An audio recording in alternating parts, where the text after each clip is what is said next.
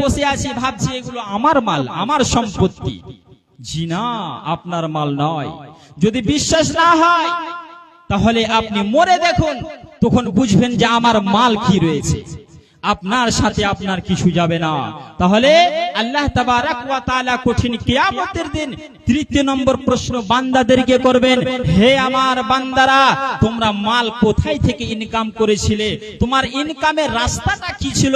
হারাম পথে নাকি হালাল পথে? আল্লাহকে বুঝিয়ে দিতে হবে। শুধু তাই নয়, 4 নম্বরে আল্লাহর নবী বলছেন যে আল্লাহ তাবারাক ওয়া তাআলা চতুর্থ নম্বর প্রশ্ন করবেন। কি করবেন? ওয়া আন মালিহি ওয়া আনফাকাহু। আল্লাহর নবী বলছেন যে তোমাকে মাল সম্পর্কে আবার জিজ্ঞাসা করা হবে। হে পৃথিবীর মানুষ, তোমার কাছে অনেকগুলো সম্পত্তি রয়েছে, অনেকগুলো টাকা পয়সা রয়েছে, অনেকগুলো বাড়ি রয়েছে। তাহলে এবার তোমার সম্পত্তিগুলো, তোমার মালগুলো কি পথে তুমি খরচ করেছো সেটা আল্লাহ রব্বুল আলামিনকে বুঝিয়ে দিতে হবে। আল্লাহকে বুঝিয়ে দিতে হবে মাল কি পথে তুমি খরচ করছো। আজকে আমরা বলছি আবে আমার মাল আমি মাজারে দিলাম, তো তোমার কি হয়েছে? আজকে আমার মাল আমি যদি কোনো মন্দিরে দান করেছি, তোমার কি হয়েছে? বাতিল পথে খরচ করেছি, তোমার কি হয়েছে?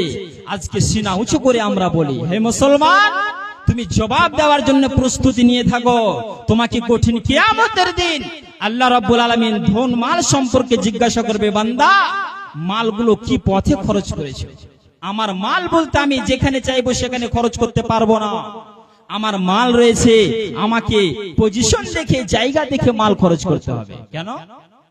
আজকে কোনো মানুষ আপনার কাছে এসেছে, আপনাকে এসে বলছে যে আমি একটা মন্দির বানাতে যাচ্ছি। একজন হিন্দু এসে বলছে আপনার পড়োশি যে মন্দির বানাবো, আমাকে কিছু দান করো। আপনি সেই জায়গাতে দান করেছেন। কেন? আমার বাড়ির পাশে তার বাড়ি।